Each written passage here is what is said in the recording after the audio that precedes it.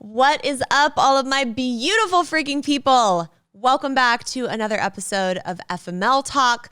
I am really excited to dive into today's episode. It is a freaking fun party.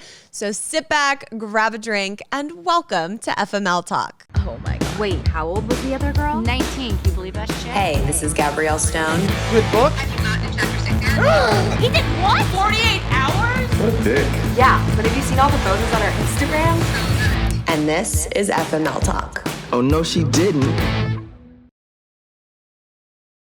Y'all know I love a good self-love cocktail and occasionally an actual cocktail. I have always notoriously hated the taste of alcohol and needed it disguised in a good mixology cocktail until I discovered Neft. Because Neft is a premium vodka in its purest form with non-GMO rye, it has a light taste full of character. Not only is Neft one of the best tasting vodkas I've ever had, it also comes in the cutest packaging I have ever seen. Their unbreakable barrel keeps it chilled for up to 6 hours, making it the perfect drink to take just about anywhere. Join me in adding a little actual cocktail into your self-love cocktail with Neft vodka.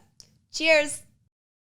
So today we have Lo VonRumpf joining us, and he is a celebrity stylist, best friends with one of my favorite bachelorettes, and is also a gay man in this industry. And we get to talking a lot about gay representation in the media, which I have been aware of for quite some time. A few years back, I wrote, directed, and produced and starred in a film called It Happened Again Last Night. And it's a film about a woman who is trapped in an abusive relationship with a man who has also fallen in love with her best friend, who happens to be a female.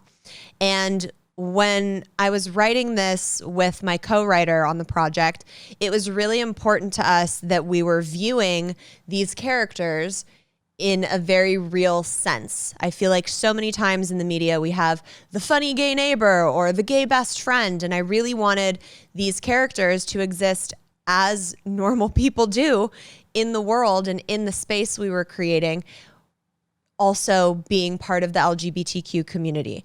So it was really important for me to represent that in a film and in a piece of art that I was putting out. I think we need so much more of that in our world and in our industry today.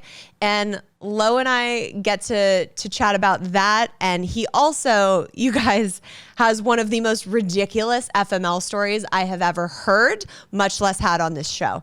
It's a fucking doozy. My jaw was on the fucking floor. I cannot wait for you guys to hear it. So without further ado, let's jump into the interview. Lo VonRumpf, welcome to FML Talk. Oh, this is the only place I want to be right now. Yes, I love that so much. In person with you, I'm vaxxed, waxed, we're good to go. Yes, I love it. It's been a weird kind of year and a half now with all the Zoom, all the quarantine, and to be back in person is... I love being in person. Yay. Zoom just doesn't hit the same. No, you can't get the same vibes as when you're like sitting in the studio. It's like we got the neon elevated. I love ready these to go. Chairs. Thank you. This is everything to me. Yes. Stamp of approval from Lo, everybody. I love it. So let's just dive right in. Okay. You are kind of an expert on like the Bachelor Nation vibes. Yeah, sure. And all of my FMLers know I am a trashy reality TV connoisseur. You love it. I do.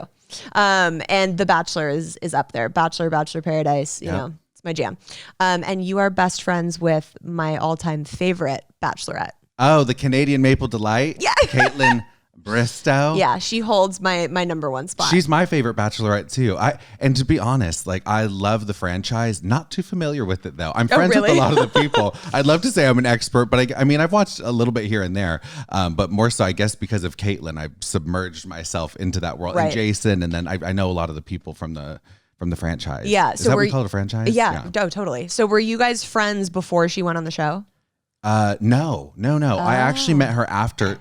The vodka. Don't want to lose it. I actually became friends with her after, and she was doing a red carpet, the Country Music Awards, which is like the Oscars of country music. It's a big one. Nice. People really turn up. It's like black tie, and she went. The first year and was just ripped apart for her dress that she wore. Oh, no. People weren't feeling it. I thought it was cute. It was like an Urban Outfitters type of cute little moment, off the rack type of a thing. Okay, love that. We love where's this from? My fucking closet. Thank you very much. Yeah, so she had that little banana boat on the arms, a little lip smackers, and she was ready to go. So after she got ripped apart, people were like, worst dress and all that stuff.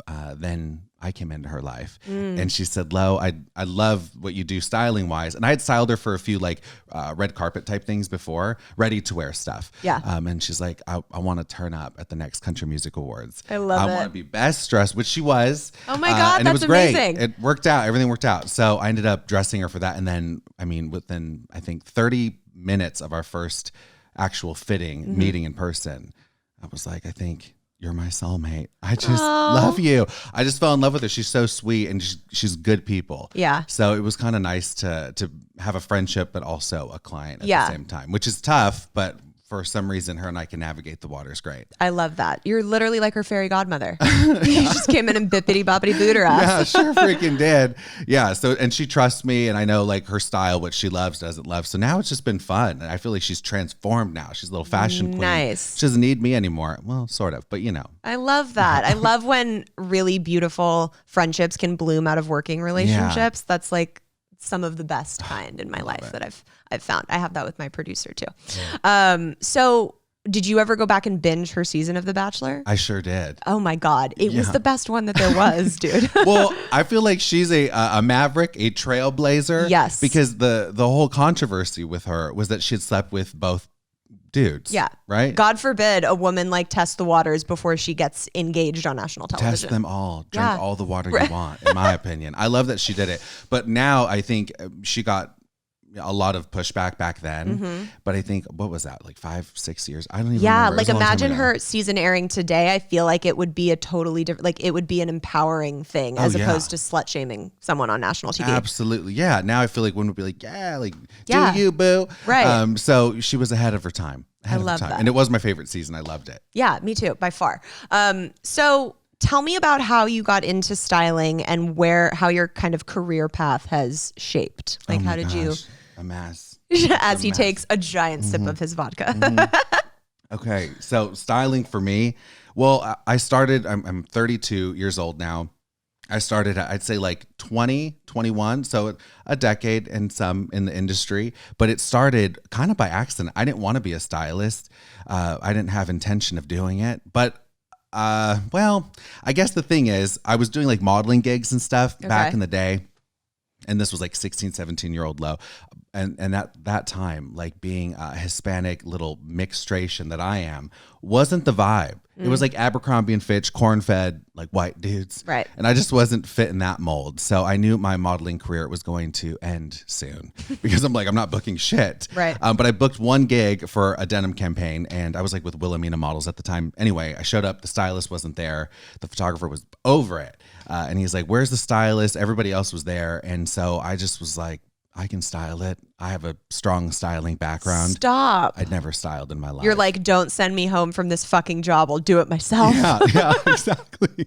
So I ended up styling it. And that was like my first styling experience. And it kind of, that was like, I was bitten by the style bug there because I thought, wow. I really like this. This is fun. And I know I love clothing and designers and mixing patterns and all that sort of thing. And I've always been drawn to fashion. But I wanted to be like a dermatologist or a chef. So oh my God. That like was three of the most like not correlating things that those you are could my have three picked. favorite things: clothing, skincare, and eating. I love it. So those were the avenues I was exploring, but then fashion kind of found me, and it took I didn't start getting paid for styling. I was doing free work for like the first 4 or 5 years, making pennies, enough for a freaking Chipotle bowl, right? Nothing to write home about. But then finally you start to get a book, and well, now it's not really a book. Like I had like my portfolio. Yeah. Now it's like, look at my Instagram. Yeah. Right. Which I think if you want to become a stylist now, I think it's a little bit easier in that sense because you could just put it all up. Although I faked it till I made it. I was all smoke and mirrors. So I had all How so? I had all these beautiful friends, models and actors that I had become friends with because I grew up in this area. And then when I was like doing early modeling stuff, so I would put them in like dresses and just make them look like cover stars type of a thing. And then had those images printed out in a portfolio. And I mean, you could just say like, this was for Vogue India or whatever, like, you know what I mean? Before they hit the red carpet. Or I would just like, there's a million magazines out there. I could say, you know, this was for luxury, finest luxury magazine. I love that. Just made it up. But the images and the styling is what I wanted people to see. Nowadays, I don't think you could do that just because, I mean, everyone. You could just Google search it and it comes up that you're full of shit. Exactly. Right. But back then I had MySpace and my portfolio. So my God. I was able to make a little bit of a name, an indent, and start the ball rolling when it came to actually styling. And then, and then I started getting clients and I was like, yes. And it's all been referral. I'd say 98% of my business is referral. So I do photo shoots, red carpets, editorial campaigns, and it keeps me fresh and busy and always something new. And now I love it. Now I'm glued to it, stuck. Amazing. So you did say, obviously, you experienced some of the, you know, struggles of being in a minority group when you were trying to break into modeling. Have you found that as far as being a stylist as well? Like, is it still difficult in that facet of the industry? Right now, no. I think we're turning a leaf. Like, finally. Sure, yeah. But it's interesting because I remember I had met with this agent, and this was when I was interested in for styling, you can get signed to an agency, which I didn't know that. Yeah, so makeup artists, stylists, even photographers, they'll have agencies that rep them, and they'll just push them out to different talent. And that's how you can get in front of different studios and stuff. That's a very popular route. It's a route I didn't take because the referral thing was working for me. To this day, that's how I get all of my business is through referral and Instagram. Yeah. So, and I mean, Instagram is how everybody gets everything nowadays. Yeah, it's really. like the love-hate relationship where we hate the vanity of it, but at the same time you're like, yeah, but it's booking me work. So. Exactly. So I ended up using Instagram, but I remember this agent manager person met up with me, and she was talking about like branding myself. She was like, okay, so as a stylist, I just think it would be good for you we love the VonRumpf, but really focus on like that side of it. And I was like, wait, what do you mean? Because my last name is my mother's maiden name, which is Salinas, which is super Hispanic. Right. And then my dad is VonRumpf. My dad's a splash of German. So I'm all bean dip with a little splash of German. So, but I've been hanging on to that German little splash. And I feel like, I don't know, there was a sense for me that I had to use that in a way to open doors for me because people probably wouldn't have been as open to me styling for them or different campaigns and stuff. Sadly, if I had the other last name, and that was just her opinion. Like she had said that, like, I think you're good. Like the German thing is great. And just think like, well, it does sound very posh too when you're speaking as far as like, you know, styling. Yeah. But I noticed like with some of my like showroom friends that I made, they would say things like I have friends who are minority business owners and they have showrooms, and showrooms for a fashion stylist where you go to pool all of the stuff for the red carpets. So I make an appointment at the showroom and then they have all the designers. So, but they would even say when it comes to showrooms, how to get a stylist that has a lot of white clients will automatically elevate your brand, will automatically elevate your business. And I was like, really? That's a thing? And I have a lot of Caucasian clients. So these friends of mine that have showrooms would be like, we want your white clients to wear our stuff. Oh my God. Yeah. And it was like Target, like these designers had target audiences and they really wanted a specific type of person, and it didn't involve color. So now I'm seeing it change, and they're actually embracing all different colors, shapes, sizes, even when it came to size. Like not only race, but also a stick, a size 0 is all that's available. Right. Now we're getting tons of different sizes. Yeah, like they only wanted to dress people that looked like they were on the runway. Absolutely. So I'm seeing that change, and I'm so glad it finally is changing. The tides, it's a long time When was this when people were saying, oh, we really want to dress your white 2 clients? weeks ago. Oh no. Oh, for that? Oh, that was, oh my gosh. That was like, I'd say like a few years back, like 4 or 5 years ago. Yeah. I was noticing that and I was just like blown away. I'm like, what are you talking about? Like, you want my white clients? Right. They're like, yeah. And they'd say things like, oh, that's too urban, or that client is too urban for us. It's so bad. So like, would they turn down someone that's a really reputable name and has done a lot in this industry and is very well known just because of their color?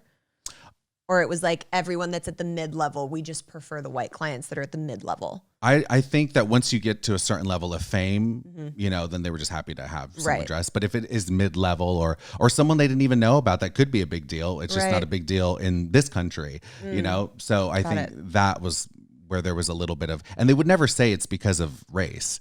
Like they'll just say, we're going to pass on the opportunity. Yeah. So they're never going to put themselves in a position to sound like a freaking racist. Right. But that's where it stems from. Yeah, sure. You know, unfortunately. Oh God, I'm so glad that stuff is starting to change, not only in the industry, but in our world with all the stuff that went down in 2020 with Black Lives Matter and just everything in general is starting to really finally take that turn. Yeah, and people are starting to not only wake up, but wake up and educate themselves, which I think is like the main focus of what we need to do to start moving forward and like getting rid of some of those old shitty beliefs. Absolutely. Yeah. So let's talk about, because you're obviously part of the LGBTQ community. Sure am. Which I love dearly. Super gay. I love it. And I want to get your perspective on gay representation in the media, because so often on TV shows and movies, like the gay characters are often portrayed in a certain type of way. Like it's a stereotype of what they think the gay neighbor, the gay best friend is. Like the Will and Grace character. Yes. Okay. Which I mean, I fucking love Will and Grace. Iconic show. And I love him. Yeah. And everything he did on that show was brilliant. But yes, exactly. So it's very stereotypical. So one-dimensional. Yes. Yes. So do you feel that that's starting to make a change now too with some things in cinema? Oh, it's so in TV, cinema, in all forms of the media, in the news, like you're seeing all these different, just because gay, it's just, you know, there's a thing, like I never like to lead with my sexuality. Yeah. You know what I mean? Like there's so many other components to who I am, you know, and I think like who I share a bed with at night or what I'm into is like, I'd say 1% of what matters. So I think that for the sake of media and television and movies, it's easy to play on stereotypes, of course, you know, and some of them are really funny. Like I love the movie The Birdcage. It's iconic. Oh my God. I Robin just watched Williams, that on a flight a month ago. So good. So good. But I also think now seeing different types of people, different also races, different, you know, a gay man as a father, a man as a business guy, a guy who's into sports. Like there's so many different facets and dimensions to this LGBTQI. I think we're adding letters to it. Right. I don't I know. even know. I can't keep up, so I apologize. The alphabet in advance. people that we are. There's a lot happening. But I'm glad to see even the transgender community represented and all these amazing documentaries. And like there's a lot that's coming out and people are openly discussing it. So it's no longer as taboo. And I think the thing is when it comes to talking about gay and transgender and all the different facets and all, there's so many dimensions to it.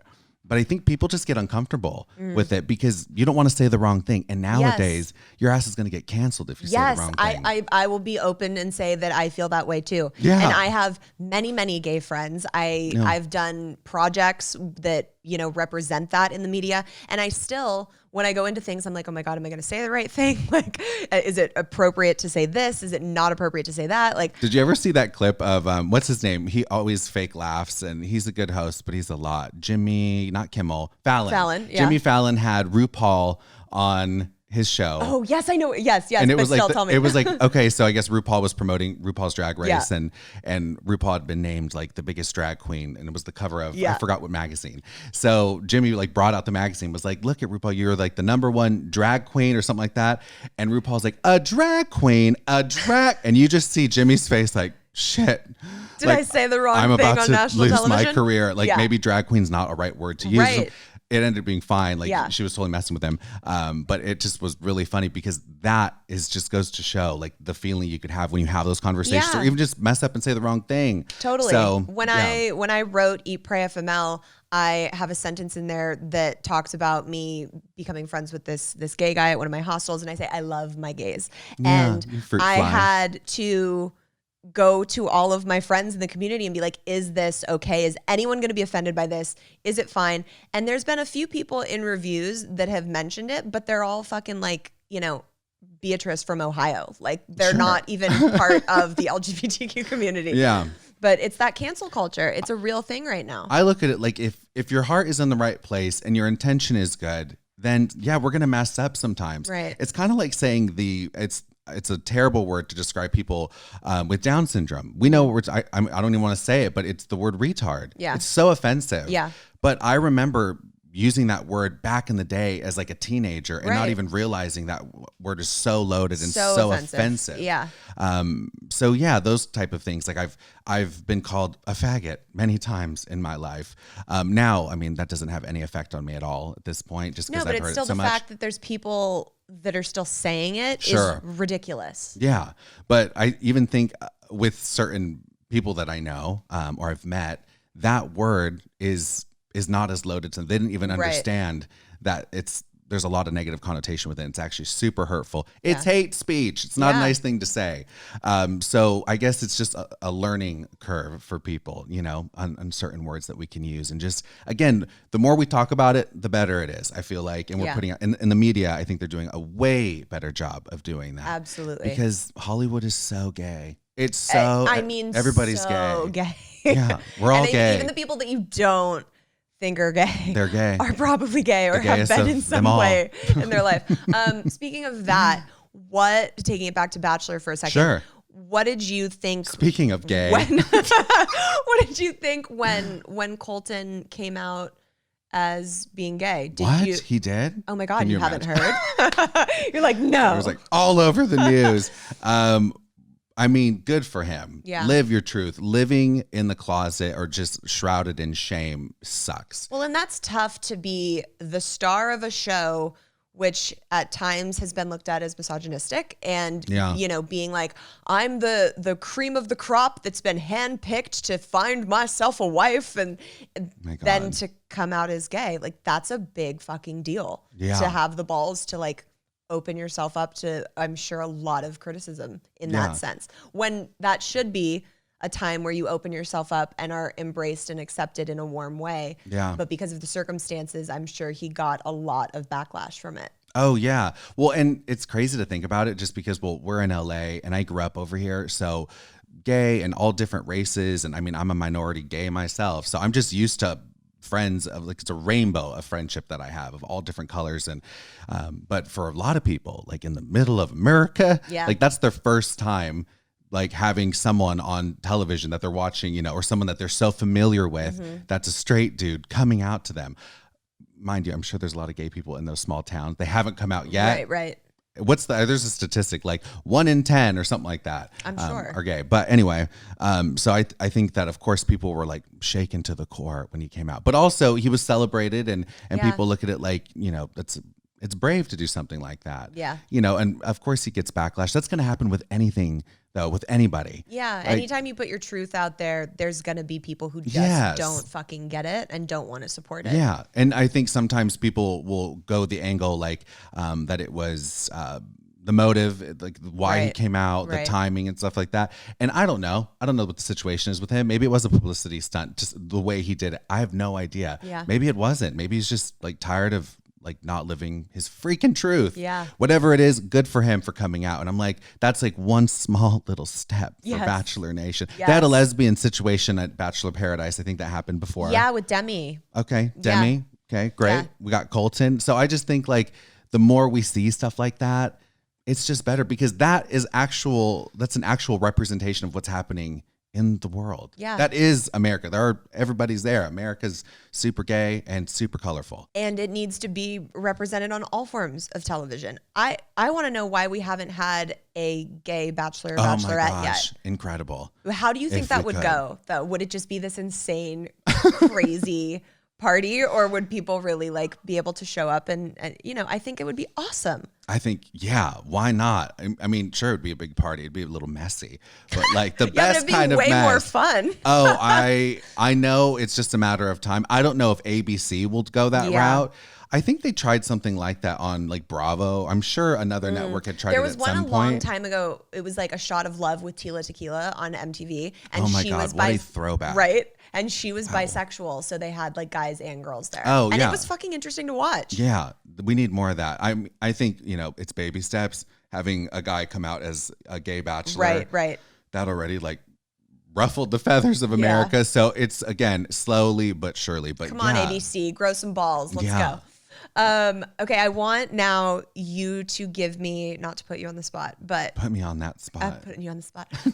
What's one of your like biggest FML stories? It can be relationship. It can be just any type of shit show story that you have. It can have to do with like a design thing, whatever you want. Because we have all of our listeners submit their own FML stories about their crazy relationships or fuckboys or any of the above. Oh my God, I have so many. Okay, great. Give me like two. Yeah. Top two. So I'll go with an FML for my career first. Love it. Yeah. So fuck my life moment was with Caitlin Bristow. Okay, I'll go with that. This was for the Emmys. She was going to the Emmys. She was so excited, and she ended up picking this beautiful dress, and everything was great. The makeup looked good, hair popping, like we're set. Okay. Zipped her up in her dress. She's ready to go onto the red carpet. And once they leave usually a hotel room, like we just have to trust that everything it's just goes like your baby bird leaving the nest. My baby bird literally flying to the red carpet, and let's hope it goes well. So the carpet was fine, and then she sat in her seat. So she ended up going into the red carpet, or walking the red carpet, and then she sat in her seat. And I think the way she had sat or something, I don't know. It was a tight dress. Zipper busted open. Back ass completely out in her seat. Stop. Yeah. So she ended up going on Instagram and being like, hey guys. Of course she did, because that's who she is. Yeah. And so I was mortified that happened, just because, I mean, it ended up just being an issue with like the zipper, like it was on her, and just, I don't know, the way it just happens. Sometimes shit like that happens. So what did she do for the rest of the night? Well, she ended up just taking a blazer, I think from her manager was with her. And so she kind of like wrapped that around her and just like, oh my God, got out of the award show. But it was after the red carpet. But it was in the middle of an award show. Right. Yeah. But at least it was after the photos had been taken. She got the photos. Yeah. Thank God. That's the important thing, right? But in that moment, I was like, oh my God. And I was so busy that night with Emmys. I had other clients to dress, of course. So I had an emergency dress, had to meet her at the hotel, change her out, boom, boom, because she still wanted to go and enjoy the festivities. But that was one where I was like, oh my God, I'm going to die. I was like, just mortified, because it falls on me. Right.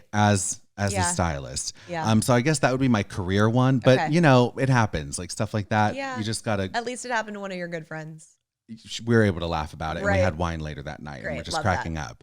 And I would say F my life moment for just, I guess, life in general. Just life. I don't know. It's a toss up between a homeless guy taking a shit on the hood of my car. I want to hear that story. Okay. So let's just stop there. Wait, Yeah. what? Yeah, it's just like the universe wasn't working for me this week. Where was this? This was on Santa Monica Boulevard. In daylight or at nighttime?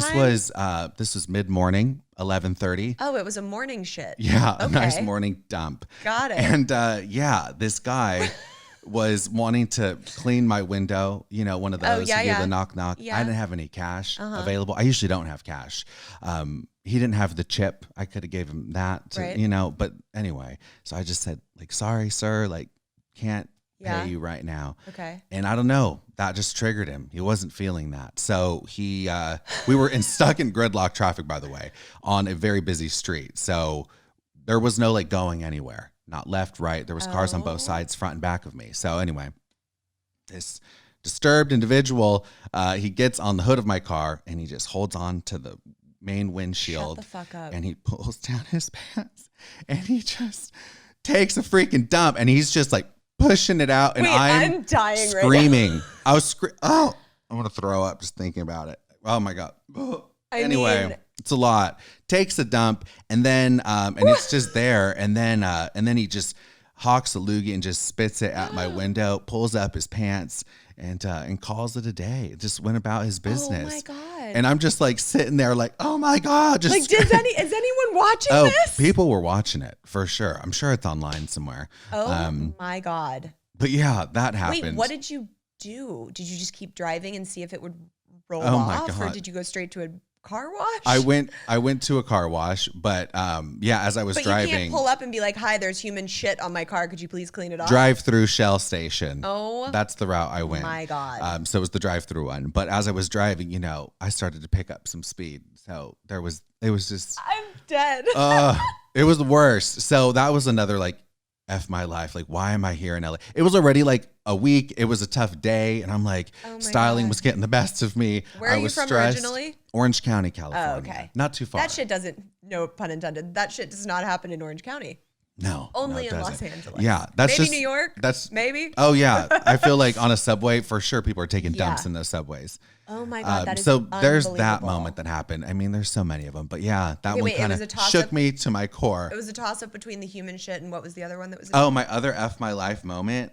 Which one should I give? Oh, I got it. Okay. So another F, I guess. So I covered career and then just day-to-day life. I guess we should go into dating life and F my life moment. Yes. I was on a date, so excited. It was a blind date and we were set up by friends. Okay.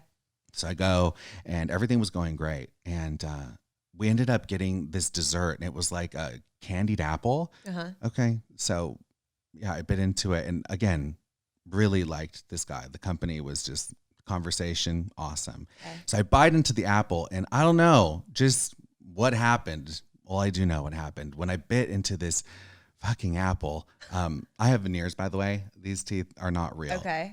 And for some reason, my veneer just decided to come out.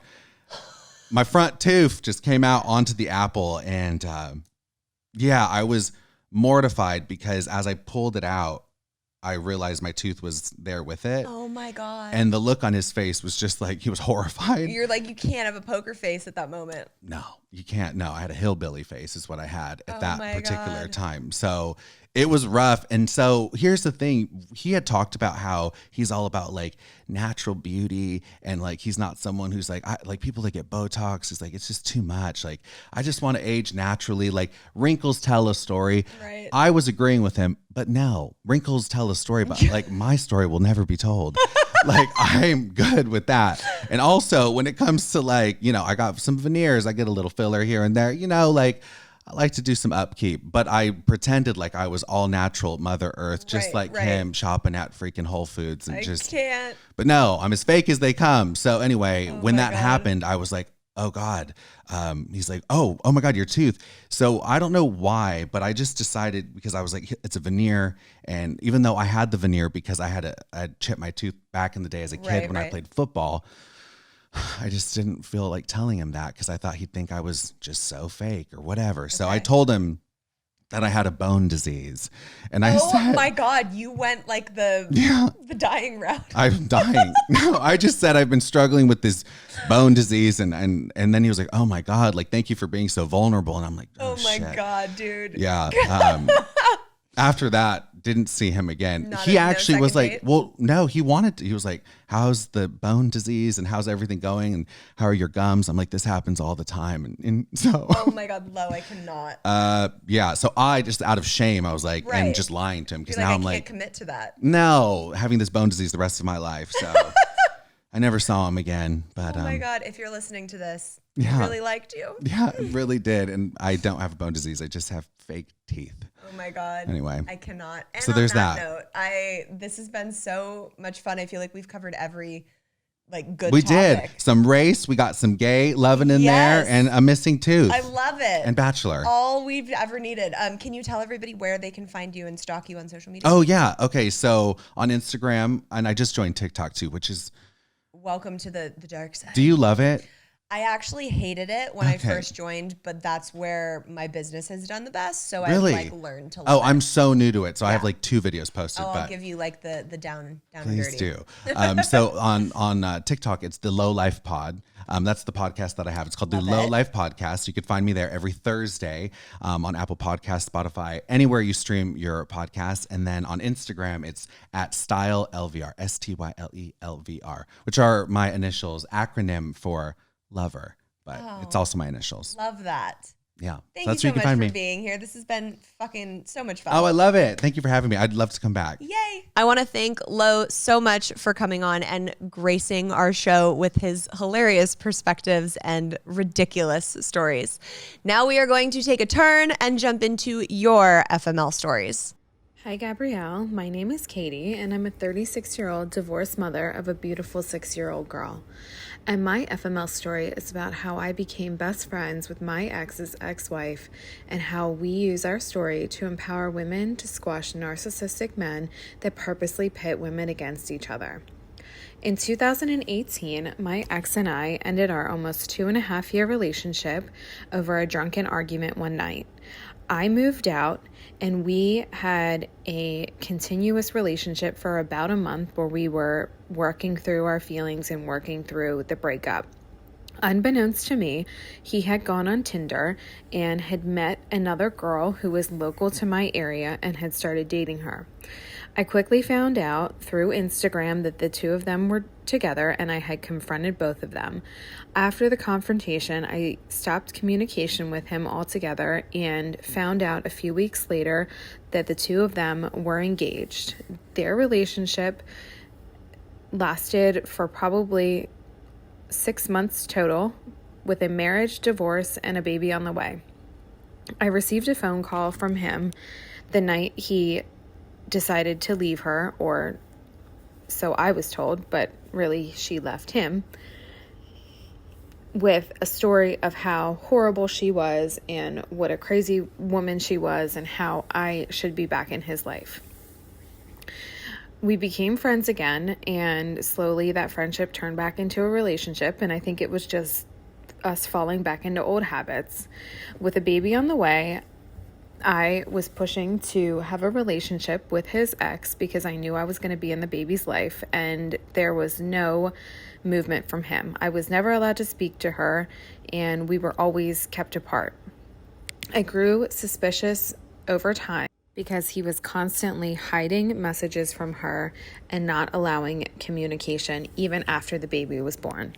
One night, I had had enough and took matters into my own hands and called her at midnight, and we ended up having a 4-hour conversation about the whole ordeal and the lies and the stories that we had both been told, and all of the alignment of how we were pitted against each other to hate each other.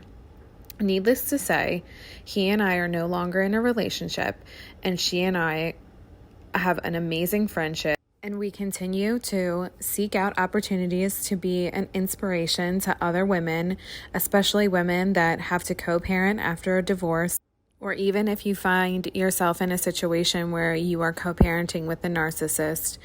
We love to help other women and give our strength and tell our story, and hopefully we are helpful and an inspiration, and if we can help one woman out there, then it's worth all of the bullshit telling the story and reliving the lies and the pain that I went through.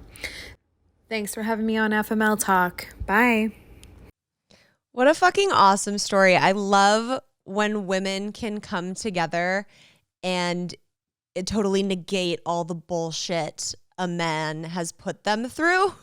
So many times when we're in a dynamic where we're pitted against someone else, it's only because of that middle person that's doing the manipulating. And when we can cut out that fucking toxicity, more often than not, people end up becoming best friends and having so much in common because of the person in the first place. I fucking love that. I'm here for it. You guys go, and more power to you for spreading the word about being badass, powerful women. Well fucking done.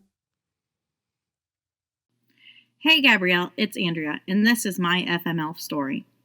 It all started back in August 2015. I was 24 and thought I had met the love of my life at a bar of all places. We'll call him Carson. Like any 24-year-old, I thought I had found the one. The beginning of our relationship was great. He was exactly what I wasn't looking for at the time for a significant other. We weren't going out to dinners, and I got flowers sent to me at work, going on once-in-a-lifetime trips across the world. Things were going smoothly, so smoothly, that when the opportunity came in summer of 2018, I moved with Carson from Tampa, Florida to Tulsa, Oklahoma for his residency. This was finally going to be it. We were finally going to get away from his smother and be on our own and start our journey together as a couple. I had bought a house for us to live in. He has terrible credit, and it was going to be great. Well, #FML, on November 9th of 2018, My 27th birthday, I found myself doing a stakeout with my new coworkers after I had found 2 boarding passes, one that said Carson and one that said Cassidy, coming back from Cancun. To which I put my private investigating skills to good use to find out that she worked with him and has a cat named Lemon. Of course, I confronted and get gaslit, and that I was the crazy one. Fast forward to him moving out while I went away on a birthday trip that he so graciously used my miles for, so I would be out of the house when he moved out. What a coward. Now you're probably thinking, Andrea, it's been almost 4 years. Why haven't you been able to move on? Well, surprise! Things ended between him and Cassidy in summer of 2019. We all saw that coming. And during the fall of 2019, Carson moved in across the street from the house that I had bought for us. He had somehow swooned his way into getting into a relationship with my neighbor, Ashlyn, and moved in with her fairly quickly. This past March, I received a DM from Ashlyn that they were no longer together because she found out some things about him that she wasn't happy with, confronted him about it, and it, again, went poorly, as she was sure that I was familiar with my experiences. We spoke on the phone for 7 hours. Come to find out, she was supposed to be moving to Mississippi for his fellowship with him. Thank goodness she dodged that bullet, as I have no doubt her fairy tale ending would end up like mine. In a new city, very few friends, no family, and a house that she bought for them to live in. Tons of debt that he left her with, just like me. If that isn't a hashtag FML story, I don't know what is. Thanks for listening. Fuck you, Carson. That's wild. How you even gaslight someone when they find 2 fucking boarding passes and the second one doesn't have your name on it is beyond me. Like, I wish I could hear that conversation and how he tried to spin that to make you think you were fucking crazy. And again, second time we hear the 2 women coming together and realizing they dodged a fucking bullet. Amen to that. You go, girl. I hope you guys had fun with Lo and I today. As always, make sure you are subscribed so you never miss an episode. Keep up with us on Instagram at FML Talk Podcast. For more bonus content and behind the scenes goodies, check out patreon.com/FML Talk. Remember, we are now on YouTube, so you can watch all the episodes live. And as always, have a self-love cocktail on me. Cheers.